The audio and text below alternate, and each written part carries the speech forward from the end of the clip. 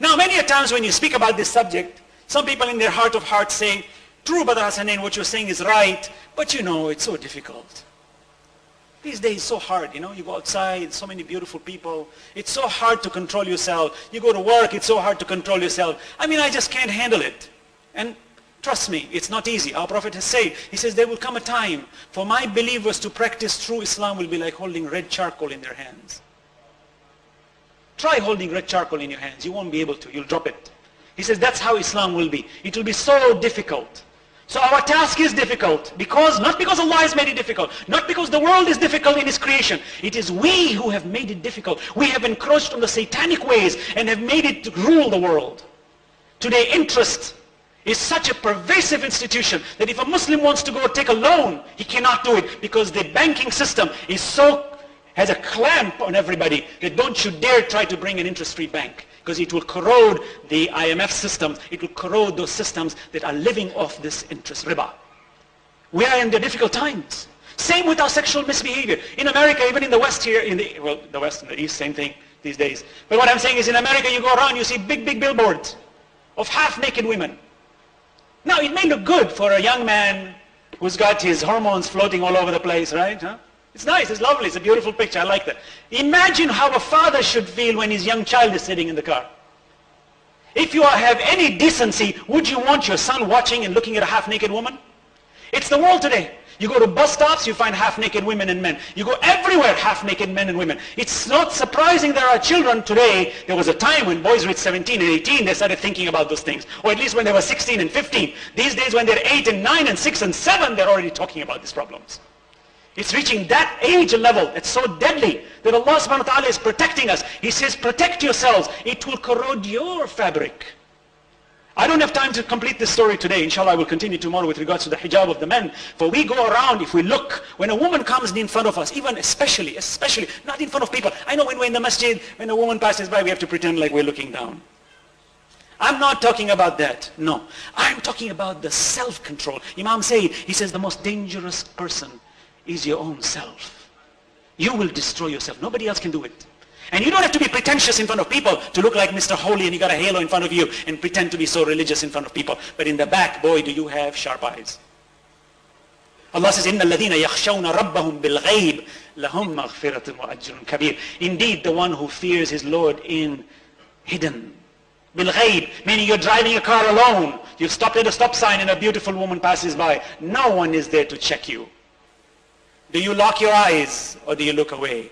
It's very difficult to do. Agreed.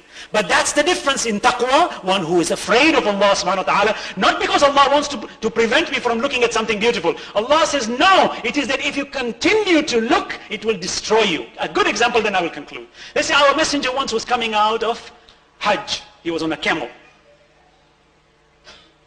He was on a camel. And you find that Abdullah ibn Abbas, who was his uncle's son, his cousin, was on another camel sitting next to him. And a beautiful young girl comes on her camel from another village, and she comes in front of the Prophet and she wants to ask him a question. See, hijab. I find that all the time problematic here in our world today. We find sisters coming to you, they want to ask you questions, they come like 6 inches from you. Hijab is not only wearing a garb, you know. There's a body distance. We'll talk about that tomorrow, inshallah. And how somebody stands and how they talk and how they look at each other. These are all deadly elements. I know, I live in the West. I know it with certainty. I say it not conjectural. I say it with certainty. And I'll tell you the reason why I say it. Because if you don't fix this one, your family will be broken for sure. Your children will be shattered for sure. Your generation will go down for sure. If you're ready to sacrifice that, then shut your ears off, please. So you find this woman is talking to him. Abdullah ibn Abbas looks at her and says, she's beautiful. Hey, who would not look at a beautiful woman? It's very difficult when you see somebody beautiful to ignore it. So his eyes were locked on hers. And her eyes were locked on him because he was also very handsome. Now she's asking the Prophet a question, but she's looking at him. The Prophet gently takes his stick, by the way, the stick which he never used to hit anybody, but it was just a symbol of his authority. He took it and he put it on the cheeks of Abdullah ibn Abbas and moved it and says, don't look. And his face moved away. The Prophet said, perchance shaitan becomes between the two of you. Don't look. The Prophet didn't whip him, didn't hit him, didn't push him off the camel. No. Just says, don't look. Not good for you. Because that stare is deadly. What will happen after is the killer part. Many stories do we hear in our communities where families are broken, husbands and wives are swapped, astaghfirullah, at the rate because the looking was so easy and the brushing of shoulders was so easy. Allah says, we warned you, وَقُلْ لِلْمُؤْمِنِينَ وَقُلْ لِلْمُؤْمِنَاتِ يَغْضُضْنَ مِنْ أَبْصَارِهِنَّ, and say to the believing women, lower your eyes. It is not fanaticism, it is not extremism, it's protection and goodness for you. May Allah give us the strength to be good Muslims. May Allah give us the strength to follow these prescriptions. It's easy for you and I to say a lot of lovely things that we want in this world, but whenever I have this problem, I ask the parents. I said, when you are a parent and you have that child, a girl came and asked me the other day, he said, what's wrong if I talk to guys? I'll talk about this inshallah, chatting online. I said, do you think it's okay? She says, well, I need to find a guy. I said, okay, you have a problem with that? She says, no. I said, how about when you have a daughter, you don't mind her chatting with other guys? She says, no, I'll kill him. She says to me, no, never. I said, why do you do it when tomorrow when your daughter comes, you don't want it? Be fair. Put your money where your mouth is. If you're willing to give up your morality, throw it on your children too. Nobody will do that. No sister will do it to her brother. No brother will do it to her sister. Brothers and sisters, let's look at charity at home and say, could I allow my sister to be looked at by another man? Would I allow my sister to be encroached by another man? Would I allow my sister to be written and given text messages to my sister for some love messages? Never. Allah says, well, if you wouldn't do it, it is only fair that you don't do it to other sisters. Do it properly. There is an akhlaq and an adab. Inshallah, we'll talk about that. I'd like to conclude tonight. There are people who need our dua. Dua, inshallah, we'll speak about the importance of dua. But tonight, I'd like us all to recite dua. There are people who are ill in Dar es Salaam, around the world, who need our prayers. Allah says, pray to me. Ad'uni astajib lakum. Ask me, I will answer you. Let's recite 5 times Amma Yujib for the benefit of those people who have passed away and for the benefit of those who are ill in our world today, who are suffering in the hospitals, with the doctors at home, or even those who are here. Maybe they have some kind of a disease, which may Allah take it away from them with this burden and give them tranquility and peace in this world and tranquility and peace in the hereafter. Let's recite. A'udhu billahi minash shaitanir rajim. Bismillahir rahmanir rahim.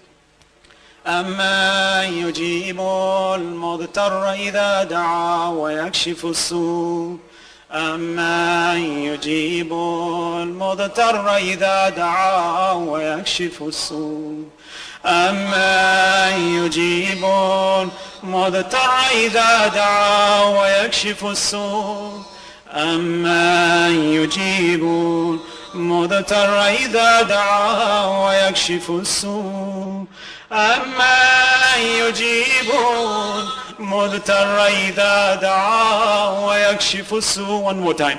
أَمَّنْ يُجِيبُ الْمُضْطَرَّ إِذَا دَعَا وَيَكْشِفُ السُّوءَ بِرَحْمَتِكَ يَا أَرْحَمَ الراحمين. وصلى الله على محمد وآل الطيبين الطاهرين.